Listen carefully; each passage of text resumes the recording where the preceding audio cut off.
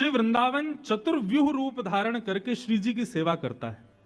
जैसा कि मैंने आज के प्रसंग के प्रारंभ में कहा कि सहचरियों में, सखियों में, गोपियों में अग्रगण्य यदि कोई है, अभी तक नाम सबने ललिता विशाखा के सुने, लेकिन यदि हमसे वास्तविक पूछो तो श्री जी की सेवा में अग्रगण्य सहचरी स्वयं वृंदावन है। क्यों? क्योंकि वृंदावन का स्वयं निर्माण श्री जी ने ही किया है। किस लिए किया है? केवल श्याम सुंदर को सुख प्रदान करे, और श्याम सुंदर प्रसन्न हो तो श्री जी अपने आप प्रसन्न हो जाएंगे। तो चतुर्व्यूह रूप से वृंदावन श्री जी की सेवा करता है। प्रथम रज, प्रथम व्यूह जो वृंदावन का श्री जी की सेवा में है वो है रज। वृंदावन की एक विशेषता है, ये विशेषता पूरे विश्व के किसी स्थान की नहीं है, और वो ये है कि सब जानते हैं कि वृंदावन में हमारी किशोरी जू और श्याम सुंदर दोनों पादुका नहीं पहनते,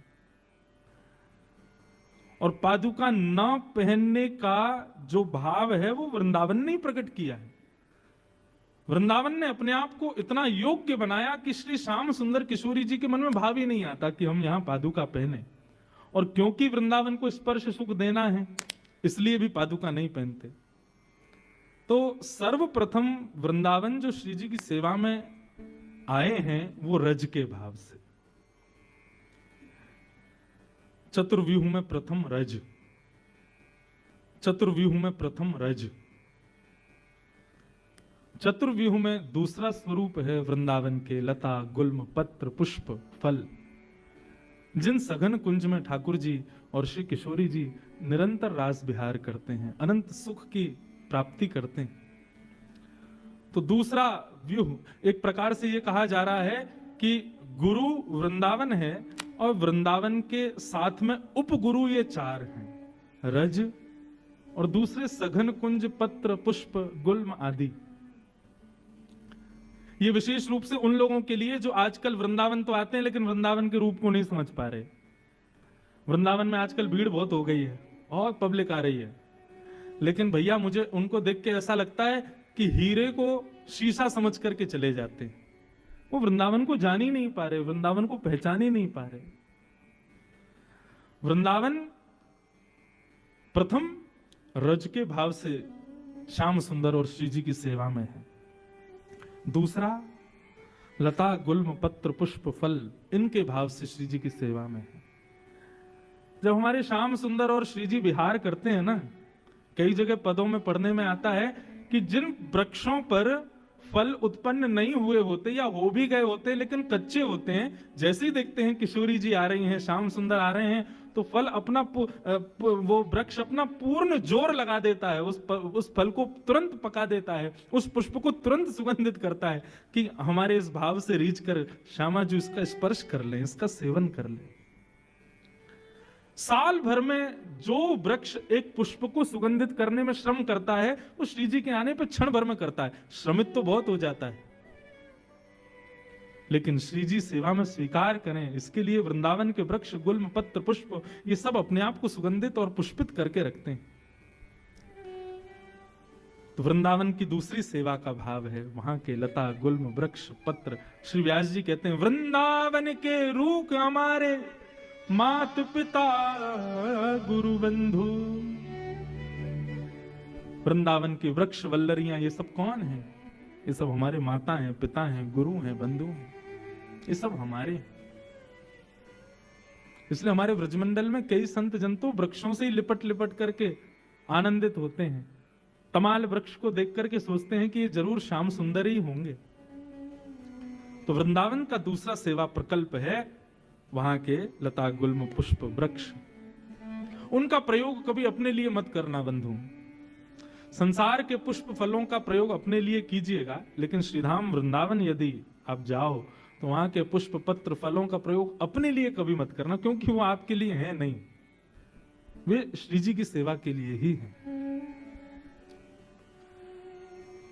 हमारे लाल जी यहां नागपुर में विराजते हैं, तो यहां पर सेवा में आने वाले पुष्प भी राधा बाग से ही आते हैं। किशोरी जी के बाग के पुष्प ही सेवा में पधारते हैं। परिवार, ढांडनिया परिवार ने एक बाग ही ऐसा बनाया जहां के पुष्प सब श्री जी की सेवा में ही जाते हैं, और बस ये 4 दिन के लिए वो कुछ पुष्प हमारे लाल जी के पास भी आ जाते हैं, नहीं तो श्री जी के पास ही जाते हैं हमेशा। वास्तव में ये बात तो भागवत में भी प्रमाणित है कि पृथ्वी अपने ऊपर अन्न, पुष्प, फल, इन सब का प्रादुर्भाव हमारे आपके लिए नहीं करती है। भागवत में कथा आती है, पृथु महाराज का चरित्र आता है, जिनकी वजह से धरती को पृथ्वी कहा जाता है। तो पृथु महाराज के चरित्र में भाव आता है कि पृथ्वी ने एक बार अपनी समस्त बीज उत्पन्न करने की, फलों को उत्पन्न करने की, पुष्पों को उत्पन्न करने की समस्त शक्तियों को अपने अंदर समेट लिया। क्यों? क्योंकि मानव इन सब का उपभोग करता था अपने लिए, ठाकुर जी की सेवा में नहीं लगाता था। पृथु महाराज जब प्रकट हुए तो सबने प्रार्थना की, महाराज पृथ्वी बंजर हो गई है, इस पर वृक्ष नहीं होते, अनाज नहीं होता, आप कुछ करिए, आप हमारे राजा हैं। तब पृथु महाराज ने पृथ्वी से प्रार्थना की, यज्ञ किया, तब पृथ्वी प्रकट हुई और भूमि देवी ने प्रकट होकर के कहा, आज्ञा करें महाराज। तब पृथु महाराज ने कहा कि आप क्यों बंजर हो गई हो, पुष्प, फल, बीज, ये सब आपने क्यों समेट लिए अपने अंदर? तो पृथ्वी कहती है, क्योंकि मानव मेरा उपभोग कर रहा है। मैंने अनाज को, फल को, वृक्ष को, पत्तों को, पुष्पों को आप सबके उपभोग के लिए नहीं निकाला है, मैंने इसलिए निकाला ताकि कोई एक भक्त मुझे, मेरे से उत्पन्न होने वाले उन फलों को, पुष्पों को, आदि आदि वस्तुओं को ले जाके ठाकुर जी को अर्पित करे, फिर स्वयं पाले, मुझे कोई आपत्ति नहीं। लेकिन ठाकुर जी को बिना निवेदित किए खुद सेवन करता है, मुझे बहुत कष्ट होता है। इसलिए पृथ्वी ने अपनी समस्त शक्तियों को दबा लिया। तब पृथु महाराज ने वचन दिया, बोले मैं वचन देता हूं, आज के बाद वैष्णव परिवार में बिना भोग लगे कोई भी अन्न नहीं पाएगा। तब पृथ्वी ने अनाजों को प्रकट करना प्रारंभ किया। इसलिए बंधुओं, आप यही मत मानो कि केवल आप ही सेवक हो श्याम सुंदर के, जड़ चेतन सब ठाकुर जी की सेवा के लिए ही हैं। जब उनको बिना निवेदित किए हम उसका उपभोग करते हैं, तो श्रीमद् भगवद गीता में तो भगवान कहते हैं, भुंजते ते त्वघम पापात ये पचंत्यात्म कारणम। जो अपने कारण से वस्तु का उपभोग करते हैं वो अपना पाप स्वीकार कर रहे हैं। इसलिए भैया कुछ भी हो, सबसे पहले ठाकुर जी को, किशोरी जी को निवेदित करो, क्योंकि वो प्रकट उन्हीं के लिए हुआ है। उसके बाद उसका सेवन स्वयं करो। पृथ्वी भी तो मुक्त होना चाहती है ना, और वो मुक्त कैसे होगी? जब उसको निवेदित करेंगे ठाकुर जी को। इस प्रकार पृथु महाराज ने पृथ्वी से निवेदन किया, और तब पृथ्वी ने इन सब वस्तुओं को अपने ऊपर प्रकट किया। तो वृंदावन विशेष रूप से जो कुछ भी प्रकट करता है वो सब ठाकुर जी की सेवा के लिए ही प्रकट करता है। उसका उपभोग अपने लिए कभी मत करना। तो प्रथम रज, द्वितीय वनचर वस्तु, सघन कुंज, पुष्प, फल आदि, और तीसरा वृंदावन के रसिक जन। वे रसिक आपको प्रसन्न करने के लिए नहीं बने, क्षमा कीजिएगा। वृंदावन में कई लोग मुझसे आकर के, कभी कभी फ्लाइट में कोई मिल जाए, ट्रेन में कोई मिल जाए, या वैसे कोई मिल जाते हैं, तो महाराज जी आपका वो भजन बहुत बढ़िया, नेक सुनाए दो। कोई जादूगर थोड़े है, नेक में जादू दिखाए दो। वृंदावन में यदि कोई रसिक, मैं अपने आप को रसिक नहीं बोल रहा हूं, इनडायरेक्ट वे में बोल भी रहा हूं, लेकिन वैसे अगर देखो तो वृंदावन में जितने भी रसिक जन, कोई यदि रस का तनिक मात्र भी भाव प्रकट करता है तो उसका भाव भी संसार के लिए नहीं है, श्री जी के लिए ही है। ये बात दोनों पक्षों से समझिएगा। रसिक जन भी इस बात का ध्यान रखें कि यदि हमारे भीतर रस प्रकट हुआ है तो उससे हम संसार को ना रिझाएं, श्यामा श्याम को ही रिझाएं। यदि हम अपने रस का प्रयोग किसी व्यक्ति विशेष को रिझाने के लिए कर रहे हैं ना, तो रस विष बन जाएगा। रस का प्रादुर्भाव आपके हृदय में हुआ, इसका मतलब श्री जी ने आपको अधिकारी माना है, और अधिकारी बनाया है तो उससे श्री जी को ही लुभाओ। हाँ, 2-4 जनता भी रीझ जाए तो उसमें कोई आपत्ति नहीं है, लेकिन केवल यही प्रधानता नहीं होनी चाहिए कि सब रीझें, श्री जी रीझें, हमारी किशोरी जी रीझ जाएं, हमारे श्याम सुंदर। एक बार का प्रसंग है, हमारी श्री जी कितनी कृपालु, कितनी दयालु, कितनी जल्दी रीझ जाती हैं। वो एक पद की एक पंक्ति आती है ना, हमारे यहाँ एक भजन गाया जाता है, वृषभानु की किशोरी वो तो गैया होते भोरी, प्रीत जान के हूँ थोड़ी तोहे राखेगी शरण, मन भूल मत जयो श्यामा प्यारी के चरण। किशोरी जी बड़ी बोरी हैं। और यहाँ को प्रसंग कैसे है, एक बार जन्माष्टमी थी तो श्री हमारी श्यामा जू नंदगांव गई, लाला को जन्मदिन है, हम भी बधाई दिया मैं। वहां जाकर के जब किशोरी जी ने देखा तो नंदन को सब लोग बधाइयां दे रहे थे, भैया जन्माष्टमी की। किशोरी जी भी बधाई देवे गई। नंदन क्या कर रहे थे कि सामने आने वाले लोग जो उनको बधाई दे रहे थे वो अपना हाथ आगे करें या अपना वस्त्र का भाग आगे करें या अपना पल्लू आगे करें या कोई पात्र आगे करें, उसको ठाकुर जी भर देते थे। किशोरी जी टेढ़ी नजर से देख रही, समीप गई तो मधुमंगल श्रीदामा आदि बोले, हमारे लाला को हृदय देखो श्री जी आपने, जो जैसो पात्र लेके आ रहा हो हमारो लाला वाकू भर भर के दे रहा है। ठाकुर जी बोली ये हृदय को स्वरूप ना होए करे, हृदय को स्वरूप तो ये है कि भैया जो जितनो पात्र लाए उतनो मत भरो, अपनी तरफ से बड़ो पात्र दे के वाकू भी भर के दो। या में कौन सी निर्मलता, कोई ने हाथ आगे किए, अब बेचारे को हाथ इतना छोटो कि वहां में 2 ही लड्डू आ सके तो बेचारे को 2 ही मिलेगा। अब कोई पात्र बड़ो लिया है तो वाकू भर के दे रहे हैं। अरे हमारे श्याम सुंदर को भाव तो ऐसा होना चाहिए, बड़े बड़े पात्र लेके आओ, सबन को पात्र दो और फिर वाकू भरो, तब उन पर कृपा करो। ललिता विशाखा ताली बजाने लगी, देखो हमारी श्री जी को भाव, ये पैज तो चलती रहे। हमारी श्री जी तो बड़ी कृपालु, बड़ी दयालु, नेक में ही दया कर दें, नेक में ही कृपा बरसा दें। हमारे श्याम सुंदर कभी कभी श्री जी को दिखावे के काजे कृपा करें, देखो हमने कृपा करी, लेकिन श्री जी दिखावे ना, श्री जी को भाव ही ऐसा होवे कि ठाकुर जी वही में ही हार जाएं, या के आगे और कहा करें हम। तो श्री जी को स्वभाव है। तो इसलिए भैया यदि आपके भीतर रस आया है, आपके भीतर भाव आया है, उस भाव से, उस रस से, उस ज्ञान से, उस भाव से संसार को मत रिझाओ। ये वृंदावन चतुर्व्यूह से श्री जी की सेवा करता है। तो तीसरा व्यूह जो है वो रसिक है, रसिक जन। वृंदावन के रसिक जन हो या वृंदावन के बाहर रहने वाले रसिक जन हो, वे सब अपने भाव से किशोरी जी को प्रसन्न करें, उनको आनंदित करें, ऐसा भाव। और चौथा वृंदावन का जो भाव है वो श्री यमुना जी, रज वृक्षवल्लरी सघन कुंज, रसिक जन और श्री यमुना। इन चतुर्व्यूह रूप से वृंदावन श्री जी की सेवा करता है, हमारे श्याम सुंदर की सेवा करते हैं, उनको लाड़ लड़ाते हैं, उनको प्रसन्न करने का भाव करते हैं। इसलिए वृंदावन आओ तो इन चारों की शरण ग्रहण करो, रज सघन कुंज लता गुल्म पत्र पुष्प, रसिक जन और श्री यमुना जी। इन चारण को प्रणाम प्रथम करो, वाके बाद बिहारी जी को दर्शन करो, वाके बाद राधा वल्लभ जी को दर्शन करो, वाके बाद राधा रमण जी के पास जाओ। अभी हम लोग चूक क्यों रहे हैं पता है? ये वृंदावन को सेल्फी पॉइंट और ये रील्स बनाने की स्थिति में क्यों लिया है हम लोग? क्योंकि हमने गुरु का आश्रय तो लिया ही नहीं। हमने 4 गुरुओं को छोड़ सीधे ठाकुर जी का दर्शन किया, हम उसको समझ ही नहीं पाएंगे, हम उनको जान ही नहीं पाएंगे। मैथ्स की बुक है, साइंस की बुक है, सोशल स्टडीज की बुक है, अब बुक समझ में तो तब आएगी ना जब गुरु का आश्रय लोगे। ऐसे ही भैया ये राधा रमण जी भी एक किताब है, राधा वल्लभ जी भी एक किताब है, श्री बिहारी जी भी एक किताब है। इनको तब समझोगे जब गुरु का आश्रय लोगे। हम किसी व्यक्ति विशेष के पास जाने की नहीं कह रहे, ये 4 गुरु वृंदावन में हैं चतुर्व्यूह रूप से, श्री रज, श्री सघन कुंज, श्री रसिक जन और श्री यमुना जी। इन चारों को आश्रय पहले लो और वाके बाद आप प्रवेश करो। आपको वास्तव में लगेगा कि हमने राधा वल्लभ जी 10 बार गए लेकिन दर्शन पहली बार भयो है, 10 बार बिहारी जी गए लेकिन दर्शन आज पहली बार। जैसा हुआ वैसा पहले कभी नहीं हुआ। गुरु के आश्रय में होकर के फिर जाओ। ये चतुर्व्यूह है वृंदावन का।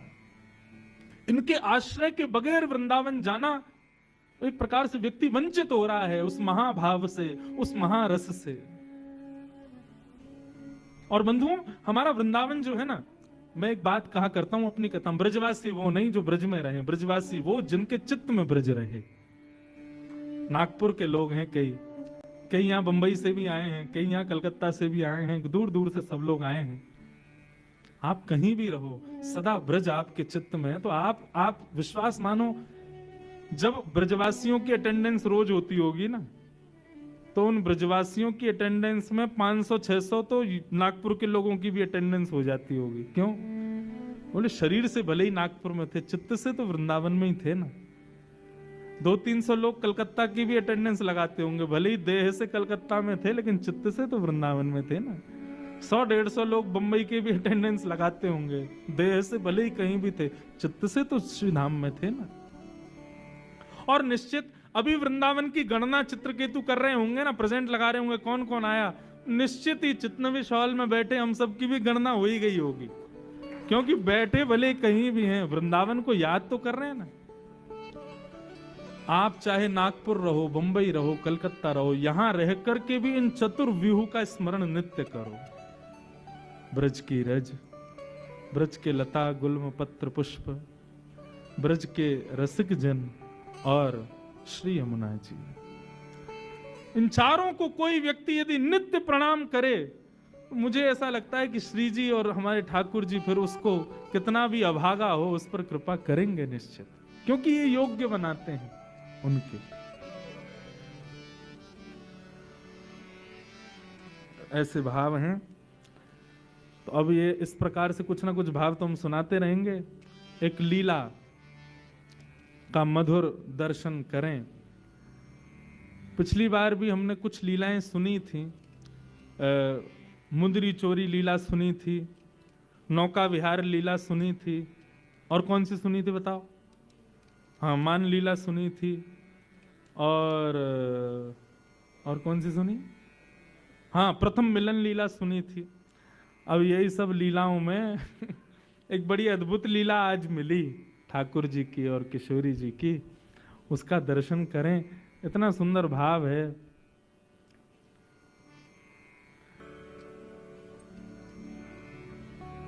सूरदास जी का भाव है और बहुत सुंदर है। ऐसा भाव है कि भैया श्री कीर्ति मैया, वैसे तो किशोरी जी हमारी इतनी सुकोमला हैं, सदा सखीन के मध्य में रहें, सब सहचरी सेवा करें, लेकिन आज कीर्ति मैया किशोरी जी से ऐसे ही केवल दिखाने के भाव से, समाज को दिखे उस भाव से किशोरी जी से कहती हैं, लाली अब धीरे धीरे घर के काम काज भी सीखो, आने चाहिए, लेकिन काम काज सिखावे तो हैं कीर्ति मैया, लेकिन ये ललता विशाखा आदि सब सखी ऐसी हैं कछु करन ना दें किशोरी जी को। लेकिन आज किशोरी जी हट करके बैठी हैं कि नहीं, आज मैया जो कार्य कहेगी हम जरूर करेंगे। और मैया ने कार्य कह दियो है, लाली आज एक काम कर, गौशाला में जाके गैया को दूध काट के ला।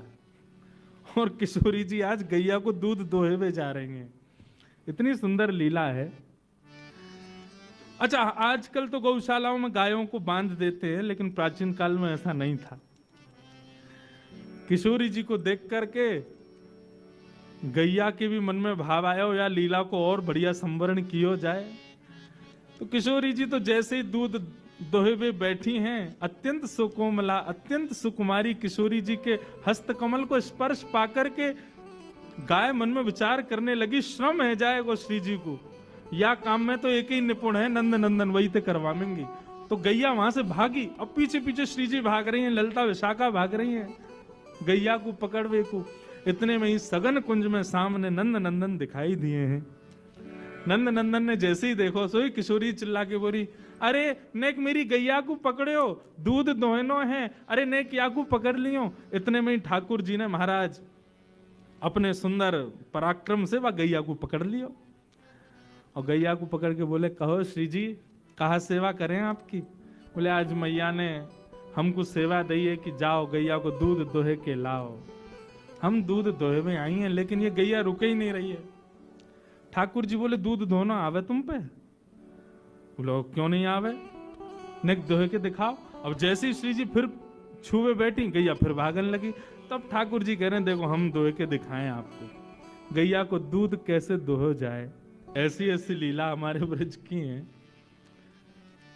सब सखा और सब सखी भी वामे रस को वर्धन करें, विक्षेप ना करें।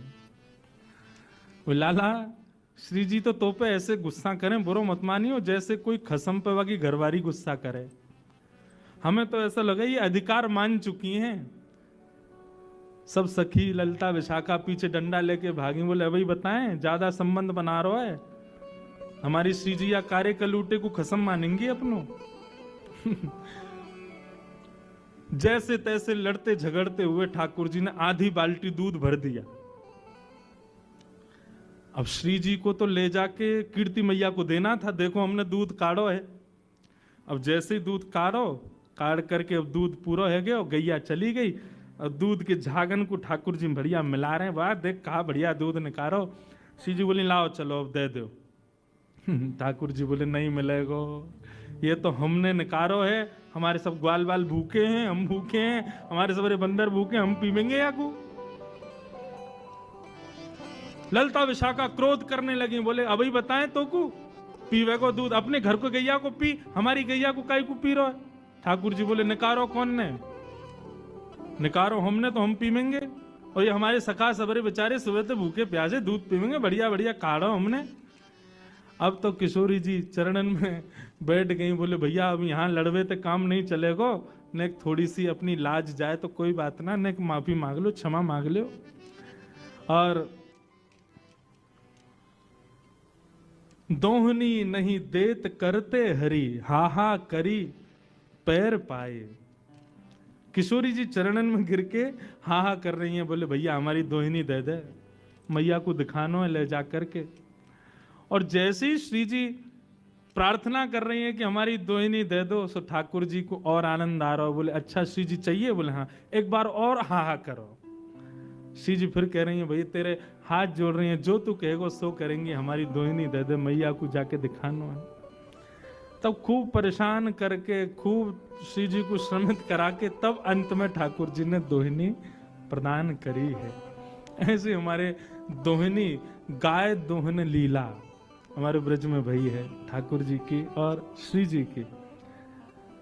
मैया को जाकर के श्री जी ने प्रदान कर दिए, बोले ले हमने दूध निकारो।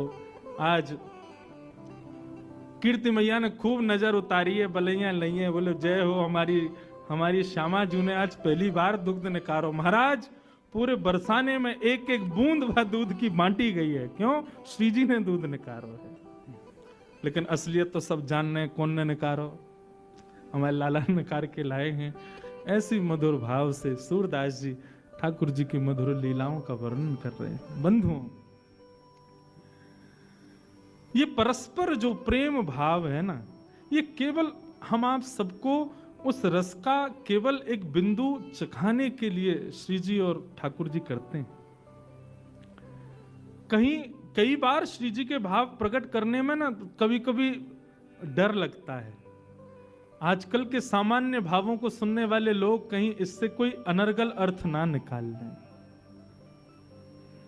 हमारी श्यामा जी, हमारी किशोरी जी, उनके भाव में कहीं कोई विश्लेष ना आ जाए, इसलिए भय लगता है कभी कभी। लेकिन हमारी श्री जी को प्रेम कैसा है पता है? अंतर्निष्ठ प्रेम। अंतर्निष्ठ प्रेम किसे कहते हैं? सामने देखोगे तो ऐसा लगेगा कि लड़ रही हैं, गुस्सा कर रही हैं, लेकिन जैसे ही श्याम सुंदर चले जावे वाके बाद श्री जी को प्रेम मानो रोम रोम से प्रकट हो गए। और वह सुंदर प्रेम को वर्णन श्री नंददास जी महाराज अपनी वाणी में करें। बहुत सुंदर भाव है। हमारी और सर्वेश भैया की आपस में एक दूसरे को पदावलियों की वो होती है, क्या बोलते हैं उसको, कंपटीशन होता है, पद भेजो कंपटीशन। ये पद भेजते हैं तो मैं सोचता हूं इससे दुगना बढ़िया भेजूंगा। ये जो पद भेजते हैं उससे मैं रात भर चिंतन में चला जाता हूं, फिर हम ऐसा पद भेजेंगे एक आध महीना को चिंतन में चले जाएं। तो किशोरी जी का एक सुंदर भाव श्री नंददास जी वर्णन करते हैं।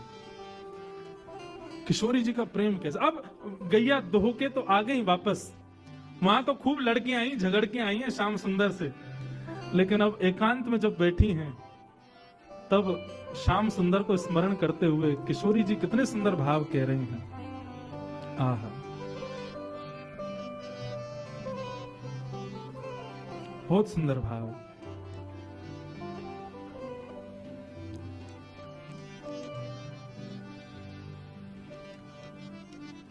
मैं पछहार रही बहू तेरो,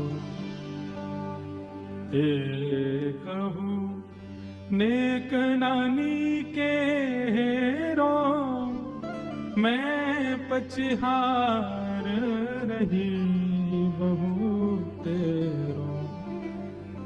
श्री जी सब सखियन से कह रही हैं कि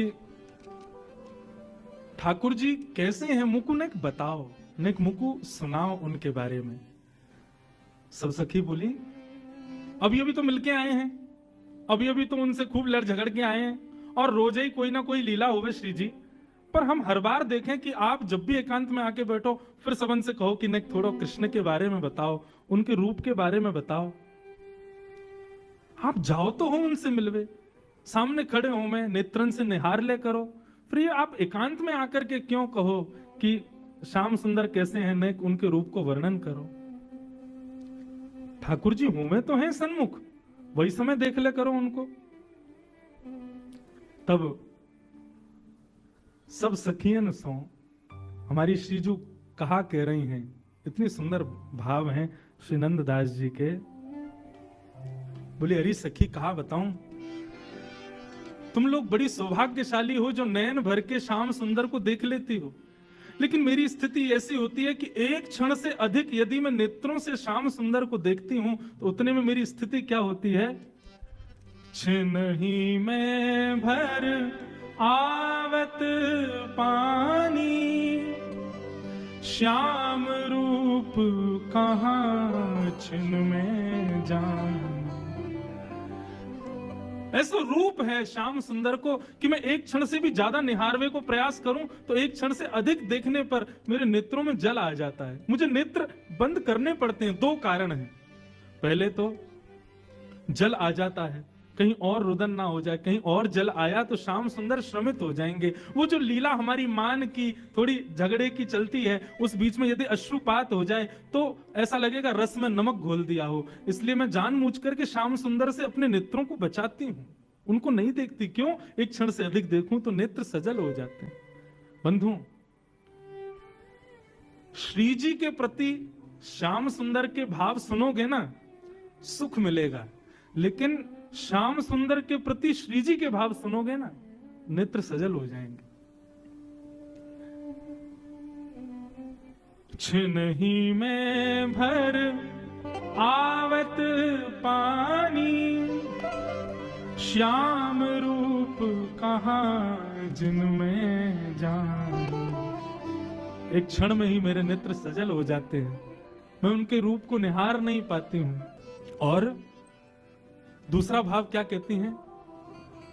दूसरा भाव मैं ठाकुर जी को इसलिए नहीं देख पाती, नयन दो छवि अमित अगाधा। अरे सखियों, श्याम सुंदर को रूप तो अपार है, और वह अपार रूप को देखने के काजे नेत्र केवल दो ही है हमारे पास में। भाव समझिएगा, नयन दो छवि अमित अगाधा, और उसमें भी तापर पलक करत है बाधा। एक तो इतने सुंदर श्याम सुंदर, और उनको देखवे के काजे या जड़ विधाता ने दो ही आंख दी है, और इन दो आंखन से भी उनको निहारवे को प्रयास करें तो जल तो आ ही जावे, वासे पहले ये पलक भी बाधक बन जाती है। बीच बीच में देखते देखते आंखें भर आती हैं, और उसके अलावा भरे भी ना तो आंखें श्रमित हो जाती हैं, तो पलक गिर जाती हैं। श्याम सुंदर सामने हो और उस समय पलक गिरती हैं तो गोपियां गोपी गीत में कहती हैं, त्रुटिर युगायते त्वाम पश्यताम जड़ उदीक्षताम। अरे जड़ विधाता, तू जानता नहीं था कि श्याम सुंदर हमारे सामने आने वाले हैं? तूने ये पलक क्यों बनाई? आपको पता है देवताओं में और मानव में अंतर क्या है? देवता अनमिष होते हैं, उनके पलक नहीं होती। मतलब स्वरूप तो ऐसा ही होता है, लेकिन जैसे हमारी पलक गिरती रहती है ना, ऐसे देवताओं की पलक कभी गिरती नहीं है। किशोरी जी कह रही हैं, अमित छवि और वाकु देखवे काजे नेत्र दो, और इन दो नेत्रन में भी सखी तामे पलक करत हैं बाधा। कैसे निहारूं उनको, कैसे देखूं? या हमारे मैं आप लोगों से प्रार्थना करूं कि मुझ को कृष्ण के भाव सुनाओ, उनके रूप को वर्णन सुनाओ, उनके अंग प्रत्यंग को वर्णन सुनाओ, क्योंकि देखने की सामर्थ्य मेरी नहीं है। श्री जी के इतने सुंदर भाव। श्री जी कहती हैं, अब एक सखी बोली, तो श्री जी मां कारे कलूटे को देखवे निकाय को है। अरे आप इतनी सुंदर हो, आप तो अपना प्रतिबिंब ही देख ले करो। आपको प्रतिबिंब को जो स्वरूप है ना, चाहे तो ऐसा लगेगा श्याम सुंदर ही है। आप तो खुद को ही देख ले करो। वहां नंदनंदन को देख के कहा करना है आपको? तब श्री जी कहती हैं, जो ब्रज दीनो जन्म हमारो। अरे सखियों ध्यान से सुनो, यदि ब्रज में हमारा जन्म हुआ है तो ब्रज में जन्म लेने का एक ही कारण है। क्या? जो ब्रज दीनो जन्म हमारो, देखन को मन मोहन प्यारो। ब्रज में जन्म खाने पीने हंसने बैठने घूमने फिरने के लिए नहीं हुआ है। इस ब्रज में जन्म केवल श्याम सुंदर मनमोहन को देखने के लिए ही हुआ है। उनको नहीं देखेंगे तो कैसे काम चलेगा? हमारे यहां तो ब्रज की गोपियां श्रीमद् भागवत के वेणु गीत में कहती हैं, कभी अवसर मिलेगा ना तो लाल जी के ससुराल में वेणु गीत भी सुनाए। श्री जी तो आ ही जामे। वेणु गीत भी बहुत सुंदर है श्रीमद् भागवत का। गोपी गीत सबने सुना है, लेकिन भागवत के कई ऐसे अप्रकट गीत हैं, उनका भी अद्भुत भाव है। जैसे वेणु गीत, युगल गीत, श्रीमद् भागवत के ऐसे। अब वेणु गीत में क्या होता है? ठाकुर जी वन चरा रहे हैं गैया में, वन में चरा रहे हैं गैया, और वहां बैठ करके वेणु वाद्य कर रहे हैं। उस वेणु की ध्वनि को सुन करके गोपियां नेत्रबंद करती हैं, और नेत्रबंद जैसे ही करती हैं तो हृदय में ही ठाकुर जी की वो छवि प्रकट हो जाती है जो वन में लीला हो रही है, और उसका वर्णन गोपियां करती हैं। अब श्याम सुंदर ऐसे चल रहे हैं, अब श्याम सुंदर ये लीला कर रहे हैं, वही वेणु गीत है। वेणु गीत में गोपियां कहती हैं, अक्षणवताम फलमिदम न परम विदाम। बोले भैया ये नेत्र किस लिए मिले हैं? सूरदास जी का पद है ना, देखो चाहत कमल नयन को, निस दिन रहत उदासी अखियां, हरि दर्शन की प्यासी प्यासी, हरि दर्शन की प्यासी अखियां, हरि दर्शन की प्यासी। श्याम सुंदर को निहारो। किशोरी जी कह रही हैं, जो ब्रज दीनो जन्म हमारो, देखन को मनमोहन प्यारो। उनको देखने के लिए ही हमारा जन्म ब्रज में हुआ है। किशोरी जी बोली, मैंने तो अब सोच लियो है। ललिता विशाखा बोली, कहा सोच लियो? बोले अब मैं तपस्या करूंगी। ललिता विशाखा बोली, क्यों? बोले मैंने सुनी है तपस्या करने के बाद में ब्रह्मा और इंद्र की पदवी मिल जाती है। ललिता विशाखा बोली, आपको ब्रह्मा की पदवी की क्या पड़ी है? बोले मैंने सुना है पूरे विश्व को ब्रह्मा बनाता है, तो मैं तपस्या करूंगी और तपस्या के बल से मैं विधाता बनूंगी, और यदि विधाता मैं नहीं भी बनी तो ललिता विशाखा बोली, आपको विधाता बनने की क्या जरूरत है? आप विधाता को बनाओ, आप में इतनी सामर्थ्य है। किशोरी जी बोली, सही कह रही है, इस बार तो विधाता विष्णु ने बनाया, लेकिन अगली बार जब प्रलय के बाद पृथ्वी बनेगी तब विधाता को मैं बनाऊंगी। ललिता विशाखा बोली, आप विधाता को बनाओगी? क्यों, कहा करोगी ऐसा? तब किशोरी जी का भाव सुनो। आहा,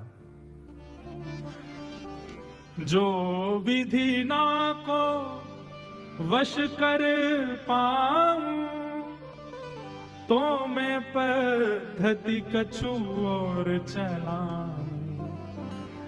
विधाता जब मेरे चैन से बनेगा तो फिर मेरी जैसी इच्छा होगी वैसा विधाता पृथ्वी को बनाएगा, वैसे पृथ्वी के मानवों को बनाएगा। बोले अच्छा, तो आप विधाता से कैसे मानव बनवाओगी? बोले या विधाता ने तो 2 आंख वाले मानव बनाए, लेकिन जब मैं विधाता को बनाऊंगी या मैं विधाता बनूंगी तब रोम रोम प्रति नैन बनाऊं। मैं विधाता को आज्ञा करूंगी कि भैया मानव बनाइयो, लेकिन मानव के जितने तेने रोए बना दिए ना बेमतलब के, कहा काम है इनको, इन प्रत्येक रोम में नेत्र प्रकट कर दियो। रोम रोम प्रति नैन बना, क्यों? ताकि अमित अगाधा स्वरूप जो श्याम सुंदर को है हमारो अंग अंग वाको दर्शन करे, हमारो अंग अंग वाको निहारे।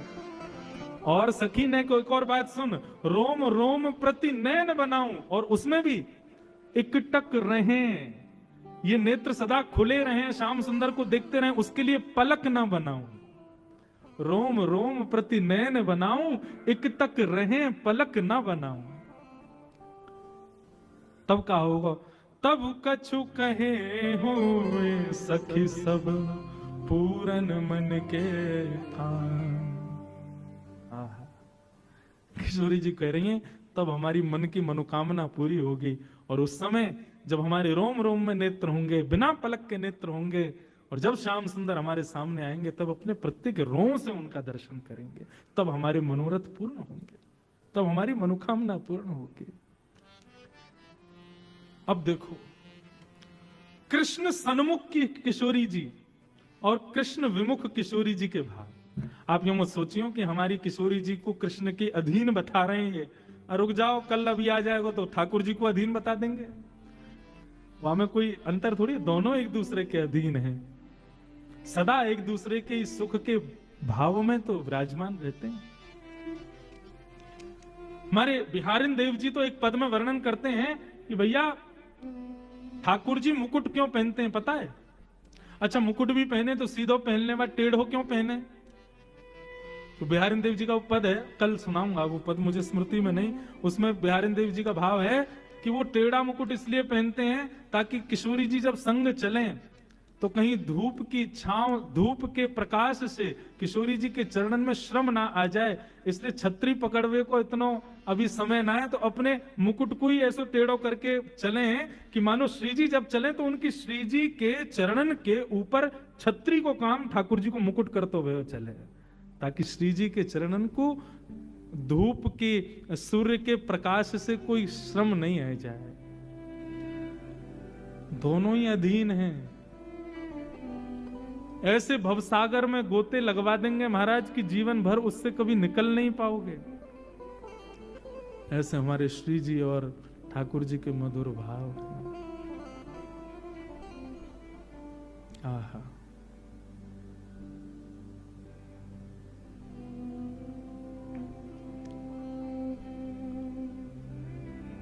वृंदावन किस मधुर भाव में, मधुर साम्राज्य में प्यारी जू और श्यामा जू के ऐसे या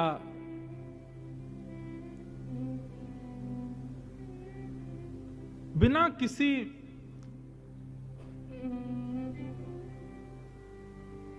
दिखावे को प्रकट किए हुए निर्मल प्रेम को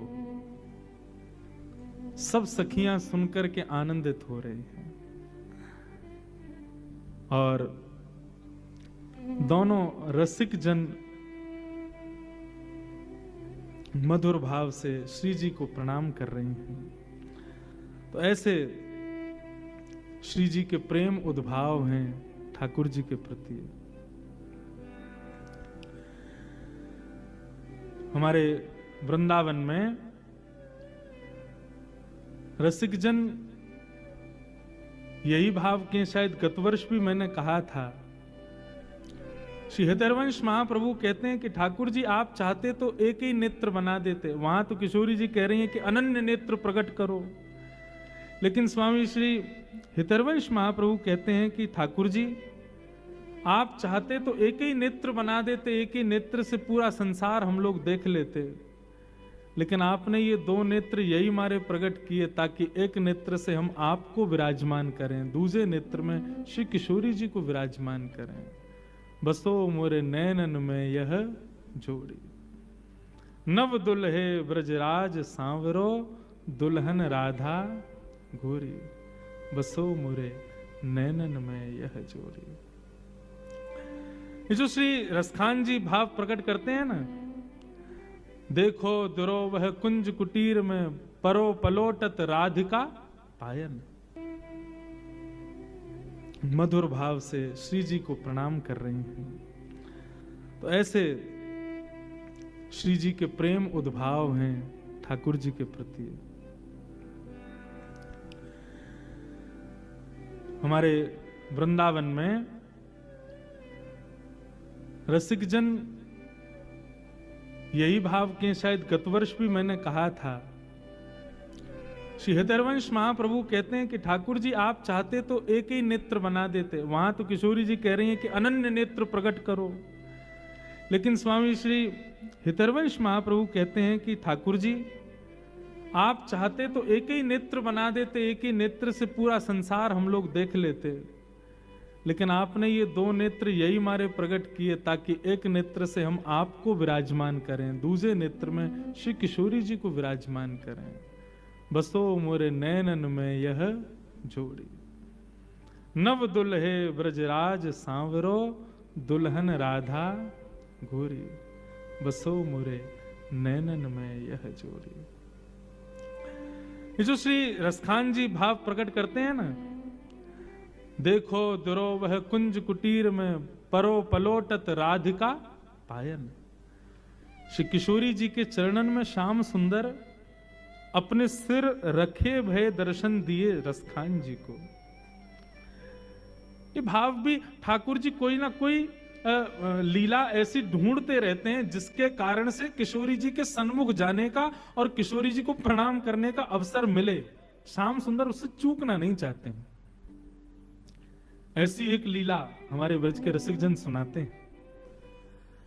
एक बार बरसाने में लाल जी कोई ना कोई बहाने ढूंढते रहे, कैसे निज महल में जाऊं, कैसे दर्शन करके आऊं। तो हमारे मलुक दास जी महाराज, उनका एक बड़ा सुंदर भाव है। ठाकुर जी जोगी बनकर के बरसाने गए और बरसाने जाकर के वहां जोगी बनकर के श्री किशोरी जी का दर्शन किया। शायद भाव मैंने गत वर्ष भी सुनाया था, जोगी रंग मीनाया,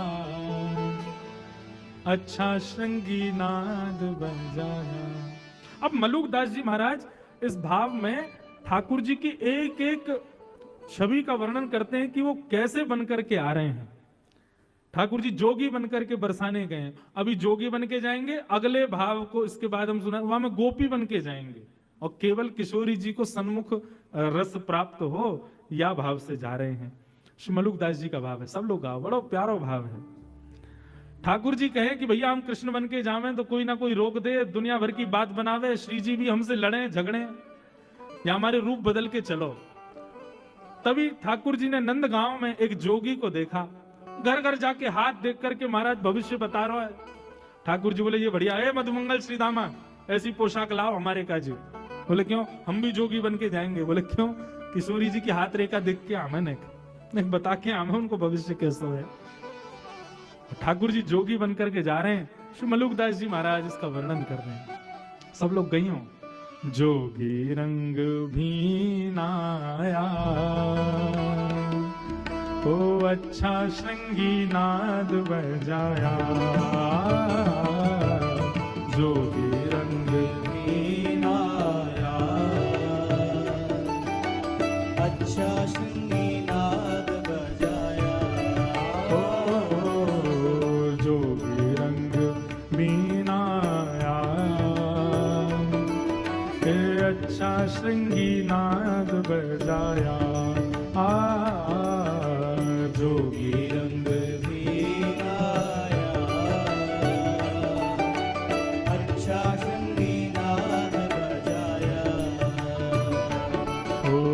जोगी रंग बीनाया, अच्छा श्रृंगी नाद बजाया। जोगी रंग बीनाया, अच्छा श्रृंगी नाद बजाया। हो मोतिन लर अलक गंगा, मानो जटा जूट में गंगा। ओ मोतिन लर अलक गंगा, मानो जटा जूट में गंगा। ठाकुर जी ने अपने केशों में वो एक पत्ता होता है, उसमें से दूध निकलता है सफेद सफेद। उस दूध के बढ़िया रस को लेकर के अपने केशों में बढ़िया जटा बना ली। वहां पे दास की कथा थी और एक ही मंच पे सुबह हमारी भागवत होती थी, शाम को मलुक पीठ वाले पूज्य श्री राजेंद्र दास जी महाराज की भक्तमाल होती थी। एक ही संग रुके थे, तो वहीं रात में 2 बजे महाराज जी ने ये पद मुझे सुनाया था। तो महाराज जी यहाँ पे बोले, इंद्रेश जी, मलियागिरी भस्म ब्राजे, मानो सुर डमरू बाजे। श्री मलुक दास जी महाराज कह रहे हैं मलियागिरी भस्म, मलियागिरी तो चंदन होता है, भस्म कैसे हो गई? मैंने कहा हाँ महाराज जी ये बात तो सही है, मलियागिरी तो चंदन होता है, भस्म कहां से हुई? तो वे कह रहे हैं, बोले भैया श्री किशोरी जी के दर्शन की ऐसी अग्नि लगी है ठाकुर जी के चित्त में कि मलियागिरी चंदन लगाया, लेकिन किशोरी जी की दर्शन की लालसा से उस चित्त में दर्शन की अभिलाषा की अग्नि से वो चंदन भस्म बन गया। वाह वाह, ऐसे तड़प रहे हैं, ऐसे मचल रहे हैं किशोरी जी को देखने के लिए। लगायो तो चंदन है लेकिन भस्म बन गया है। मलियागिरी भस्म ब्राजे, मानो सुर डमरू बाजे। ओ मलियागिरी भस्म राजे, मानो सुर डमरू बाजे। हाँ मानो सुर डमरू बाजे। मानो सुर डमरू बाजे। ओ जोगी रंग नीलाया, अच्छा श्रृंगी नाद बजाया। ओ जोगी रंग बीनाया, अच्छा श्रृंगी नाद बजाया। जोगी रंग बीनाया, अच्छा श्रृंगी नाद बजाया। ओ जोगी रंग बीनाया, अच्छा श्रृंगी नाद बजाया। अब जोगी बन गए ठाकुर जी, पहुंच गए बरसाने अलग निरंजन, डमरू बजावे। कोई भविष्य दिखवाओ, कोई हाथ दिखवाओ, कोई जन्म पत्री दिखवा लो। ललिता विशाखा सखियां सब देख रही थी। बोलो भैया कोई भविष्य बतावे वारो आयो है? हाँ आयो तो है। कोई कहे अपनी पूछो, अपनी पूछो, लेकिन हमारी ब्रज की सखियों का भाव कैसा? अपनी मत पूछो, हमारी श्यामा जी की पूछो। संसार का स्वभाव अपना अपना अपना, लेकिन भक्त का स्वभाव हमारे लाल जी का, हमारी श्यामा जी का, वो प्रधान है।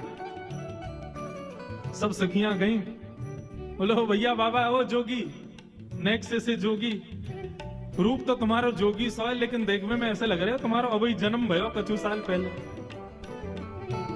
ठाकुर जी बोले ये सब तपस्या के बल से हुआ है गोपी, तुम नहीं समझोगी। हमने हिमालय पे बड़ी तपस्या करी है। हमारी आयु कितनी है? हाँ ये संग में हमारो सेवक है, ये बतावे। हाँ बताओ कितनी आयु? मधुमंगल भी गया था जोगी बन के।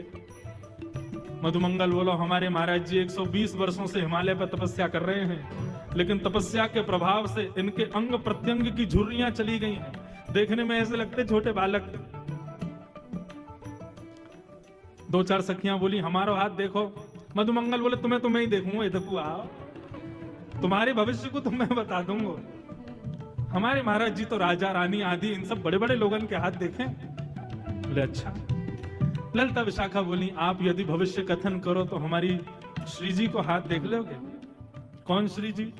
अरे या बरसाने की अत्यंत सुकोमला, अत्यंत सुमनोहरा, रसिक जनन के हृदय में सदा वास करवे वारी श्री वृषभानु नंदिनी हमारी श्यामा जू ने उनको भविष्य देख ले। ठाकुर जी बोले कहा भविष्य देखनो है? बोले भविष्य में केवल इतना देख के बताए दो कि हमारी ऐसी सुकुमारी सुंदर किशोरी जी को ध्यान रखवे वारो कैसो होएगो। नेक वाक्य बारे में नेक बताए दो। हम तो यही बात की चिंता में कि हमारी किशोरी जी के भाव स्वभाव स्वरूप इतने सुंदर हैं कि कहीं उनकी जोर को कोई मिलेगा भी कि नहीं। जोगी बोला हाँ हाँ दिखाओ, बताओ कौन है, कहाँ है, दिखाओ, बोला अभी बताते हैं हम सब कुछ। जोगी को पकड़ करके लेके गए। इतने में ही श्री वृषभानु नंदिनी पधारी सन्मुख, और जैसे ही सामने आई हैं किशोरी जी तो दूर से ही देखो, बोले किसको पकड़ लाई हो ये? बोले बहुत बड़े जोगी हैं, 120 वर्ष से तपस्या करके इन्होंने अपने अंग की कांति को बिल्कुल बालक के समान कर लिया है। किशोरी जी गई, हाथ दिखाने लगी, ठाकुर जी हस्त कमल देखने लगे। बोली अरे आपको जो ध्यान रखवे वारो, आपके अब बीच में तो कई भाव हैं लेकिन सीधे हमें आपको ध्यान रखवे वारो, आपके सुंदर भाव को प्रस्तुत करवे वारो वो ज्यादा दूर ना है, आपके सन्निकट ही रहवे। बस वहां में एक कमी होगी, सुंदरता में कोई कमी नहीं, नेक रंग ओझल होगा आपसे। ललिता विशाखा बोलेंगे कहीं नंदन नंदन की तो बात ना कर रहा है, ये कहीं बार यशोदा के लाला की तो बात ना कर रहा है। किशोरी जी तो हस्तकमल का स्पर्श करते, अरे श्री किशोरी जी तो ठाकुर जी के अंग की सुगंध से पहचान जाती हैं। उनको तो सब पता हो, बरसाने में ठाकुर जी आ जाएं, किशोरी जी को वैसे ही पता चल जाए। किशोरी जी भी समझ गई ये कौन है, हम सब जानना ही है। बोले जाकू आपके बगल में खड़ो कर दियो जाए और वाके बगल में खड़े रहते आपकी उपमा और बन जाए, समझो वही आपको जीवन संगी बनेगा। ललिता विशाखा बोली तो क्या करना चाहिए? बोले एक एक जो भी आपको लगे कि योग्य है वाकू लाला के बगल में खड़ा करके देख ले।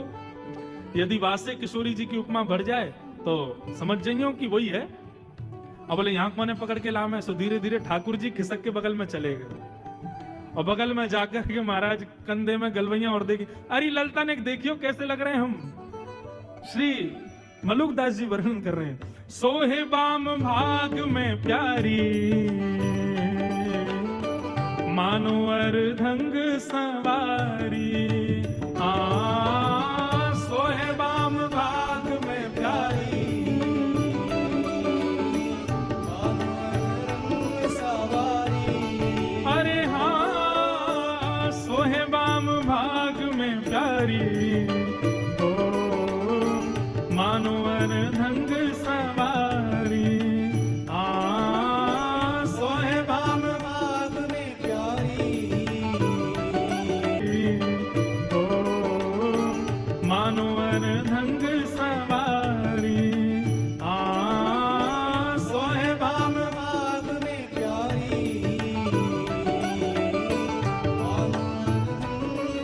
अब जैसे ही जोगी बगल में जाके खड़ो भयो किशोरी जी के गले में गलवैया डाल के, ललिता विशाखा बोली अरे लइयोरी बेलन हमारा, या की हिम्मत कैसे भाई, हमारी किशोरी जी के गले में गलवैया डाल खड़ो है।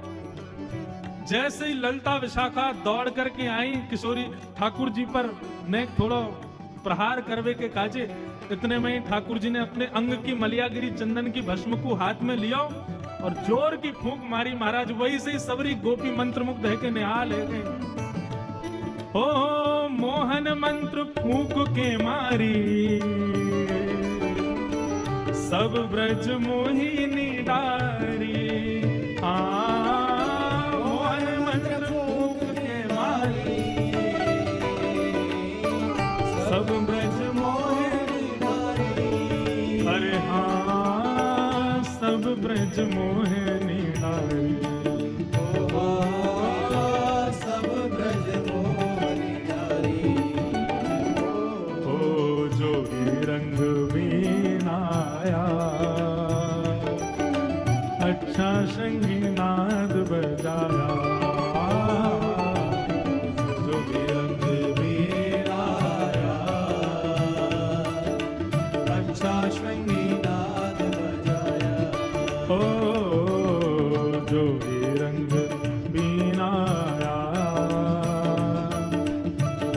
श्रृंगी नाद बजाया।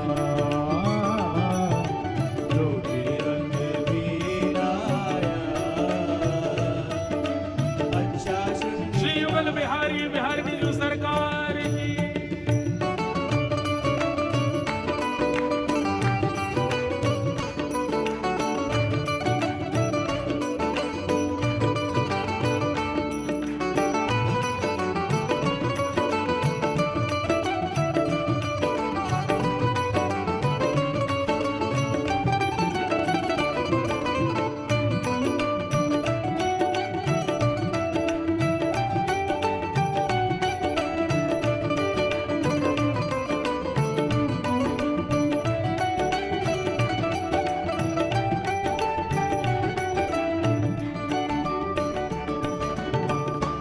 किशोरी जी के दर्शन के अभिलाषा से आए थे ठाकुर जी, रूप बदल के सब सखियों को मूर्छित कर दिया और नैन भर के देखने लगे श्यामा जी को। देखते देखते देखते देखते जितनी जितनी डोज चाहिए थी उतनी मिल गई। उसके बाद क्या हुआ? जोगी छवि बाबरो डोले, राधे राधे राधे बोले। जोगी छवि बाबरो डोले, राधे राधे राधे बोले। अरे हाँ, जोगी छवि बाबरो डोले, राधे राधे राधे बोले। जोगी छवि बाबरो डोले, राधे राधे राधे बोले। अरे हाँ, राधे राधे राधे बोले। ओ राधे राधे राधे बोले। आओ, जोगी रंग बीनाया, अच्छा श्रृंगी नाद बजाया। जोगी रंग बीराया, अच्छा श्रृंगी नाद बजाया। ओ जोगी सब संतो दा प्राणा, शरण मलूक ने माना। जोगी सब संतन दा प्राणा, शरण मलूक ने माना। जोगी सब संतन दा प्यारा, शरण मलूक ने माना। जोगी सब संतन दा प्राया, शरण मलूक ने माना। अरे हाँ, शरण मलूक ने माना। ओ शरण मलूक ने माना। ओ जोगी रंग बीनाया, अच्छा श्रृंगी नाद बजाया। ओ जोगी रंग बीराया, अच्छा श्रृंगी नाद बजाया। जोगी रंग बीनाया, अच्छा श्रृंगी नाद बजाया। जोगी रंग बीराया,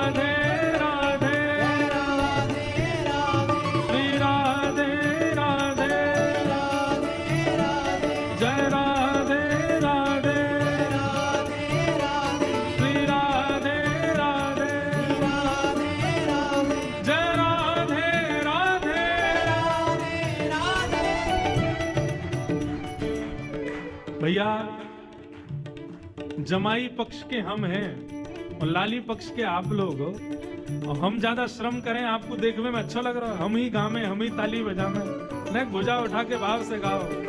श्री राधे राधे राधे राधे जय राधे राधे राधे राधे वृषभानु दुलारी राधे राधे बरसाने वारी राधे राधे श्री कीर्ति प्यारी राधे राधे वृषभानु दुलारी राधे राधे श्री कृष्ण प्यारी राधे राधे वृंदावन वारी राधे राधे जय राधे राधे जय राधे राधे जय राधे राधे जय राधे राधे जय जय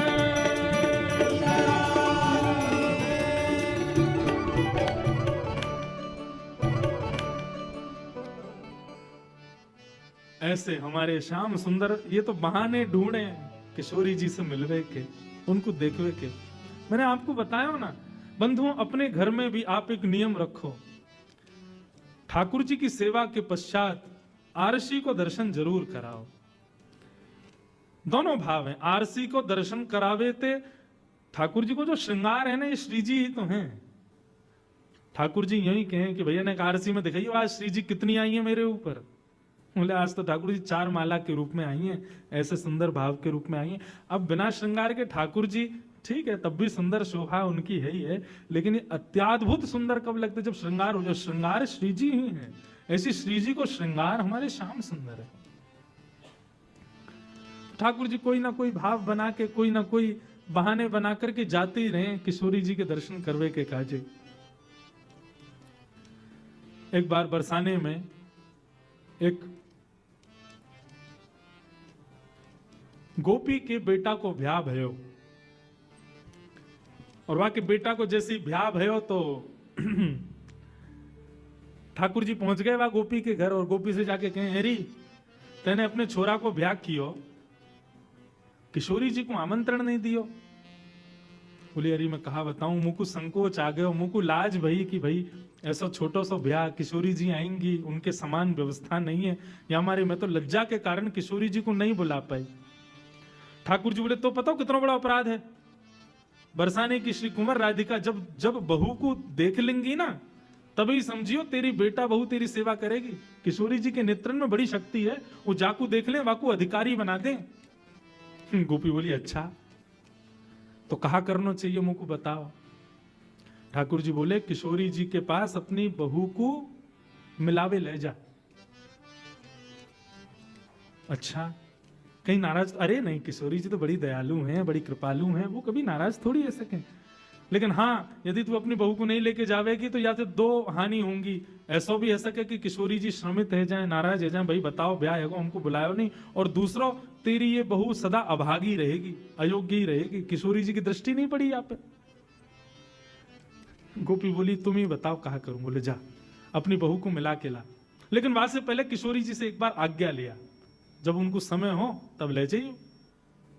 गोपी गई, जाके किशोरी जी से क्षमा मांगने लगी, श्यामा जी मेरे बेटा को ब्याह भयो लेकिन मैंने आपको आमंत्रण नहीं दियो। किशोरी जी बोली कोई बात नहीं, ठीक है, अब बता तू अपनी बहू को लेके कब आ रही है? बोले मैं वही की आज्ञा ले भी आई हूं, आप कहो तो ले आऊं। किशोरी जी बोली हाँ लेके आ। अब यहाँ पे ठाकुर जी ने गोपी तो भेज दी किशोरी जी के पास में, और स्वयं पहुंच गए बाकी बहू के पास। बड़ी थक गई होगी, ब्याह भयो नयो नयो। हाँ श्याम सुंदर थक तो गई हूं, तेरी सास मुंह से कह के गई मैं तो जा रही हूँ 84 कोस की परिक्रमा, गोवर्धन की परिक्रमा लगा के आऊंगी, बाकी तो समय लग जाएगा। अब देख यही बढ़िया समय, तू सो जा, और तेरे घर को जो काम है हम और तेरो खसम मिलके हम लोग सब संभाल लेंगे, तू सो जा। वह गोपी को तो दियो सुलाए, और स्वयं वह गोपी को श्रृंगार कर लियो, और सज धज के बिल्कुल घूंघट करके बैठ गए ठाकुर जी। ये बहाने हैं ठाकुर जी के, किशोरी जी के दर्शन के।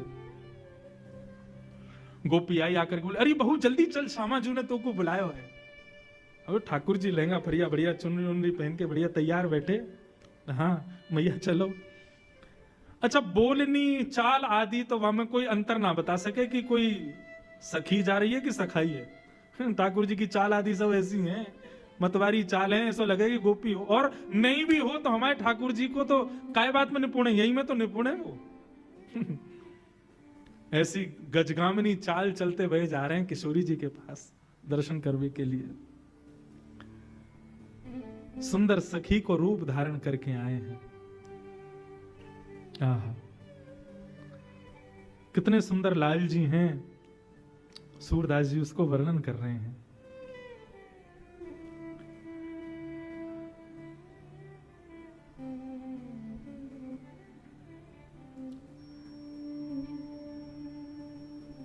ठाकुर जी ने जैसी बरसाने में निज महल में प्रवेश किया, ठाकुर जी की चाल देख करके, ढाल देख करके, उठवे बैठवे के तरीका, अभी मुख तो कोई ने देखो ही ना है, लेकिन चाल आदि इन सब में ही इतना आनंद भयो कि किशोरी जी की सब सखियां निहाल हो गई।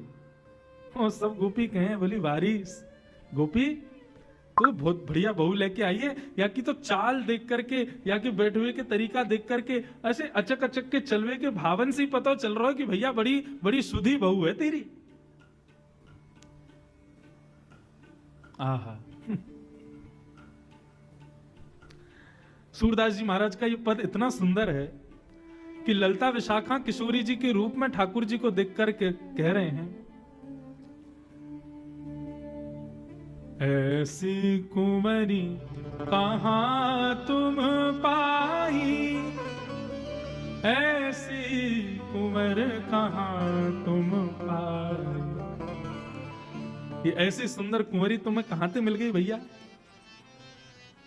राधा हूते नख सुख सुंदरी, हमारी किशोरी जी से भी नख से सिक तक नख सुंदरी लग रही है।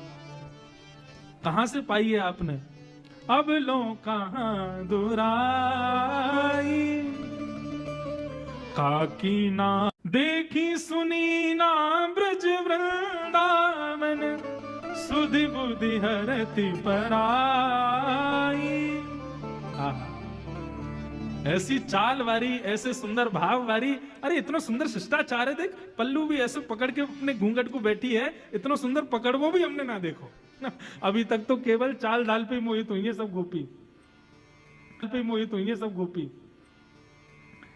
किशोरी जी बोली, अरे सखी चल मुख दिखा अपनो।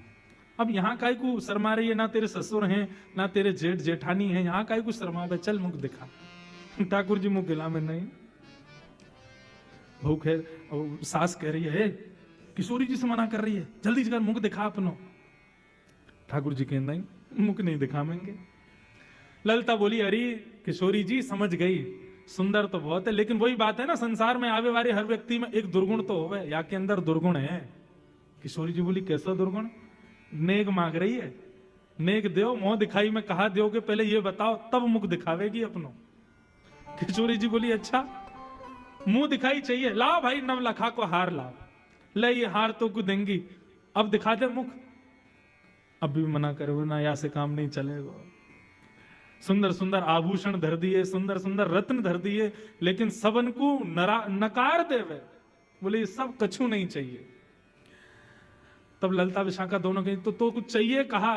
सो ठाकुर जी धीरे से इशारा करें ललता की ओर, बोले जहां ही ललता खड़ी है वहां मुंह को खड़ो होना है, आपको संग चाहिए, इशारे में बताए। किशोरी जी बोली, अच्छा निज महल में निज सहचरीन को संग चाह रही है। सो ठाकुर जी से रहा, बोले हाँ यही चाहिए। बोले अच्छा ये चाहिए तो हम तो को निश्चित प्रदान करेंगे।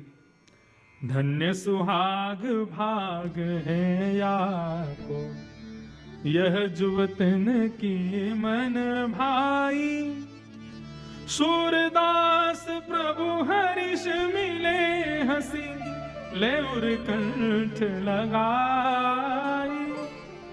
जैसे किशोरी जी ने कही कि हम अपनी निज सहचरी में तो को वास देंगे, ये नेक स्वीकार कर। जैसे ये नेक दियो है, तुरंत श्याम सुंदर ने अपनो पल्लू जैसी हटायो। श्याम सुंदर को मुखमंडल देख करके सब गोपियां तो निहाल हो गईं, और किशोरी जी ने जाकर के ठाकुर जी को हृदय से लगा लिया। ऐसे मधुर लीला, मधुर मिलन के भाव को देख करके सब सखियां बलैया ले रही हैं ठाकुर जी की। ऐसे हमारे लाल जी दुनिया भर के नाटक बना बना करके, दुनिया भर के भाव निर्मित करके किशोरी जी के दर्शन करवे जाओ। ऐसी श्याम सुंदर की मधुर लीला हमारे ब्रज में सुनाई जामे। सदा चिर जीवो यह जोरी। बस हमारी तो यही भावना है कि हमारे लाल जी, हमारी किशोरी जो, हमारी श्यामा जो सदा ऐसे प्रसन्न रहें। बस इनकी प्रसन्नता ही हमारा सर्व सुख है। तो भैया ऐसे मधुर मधुर लीला हैं ठाकुर। अब देखो ये सब भावना सब कथाओं में नहीं सुनाए जाते। अधिकारी अनधिकारी का भाव रखना पड़ता है। अब ठाकुर जी की इन लीलाओं को यदि सामान्य व्यक्ति सुनेगा ना, तो ठाकुर जी के प्रति दुर्भाव प्रकट करेगा। बताओ, ये भगवान होके ऐसी लीला करते हैं? अरे भैया, ये भगवान हो को जगत के लैया, ये हमारे ब्रजमंडल को तो लाला है। ललित किशोरी प्राण धन जे ब्रज को एक खिलौना है। ये तो हमारे ब्रज के खिलौना है, वहां वही भाव से विराज रहे। तो ऐसे मधुर भाव और सुंदर हम सुनेंगे।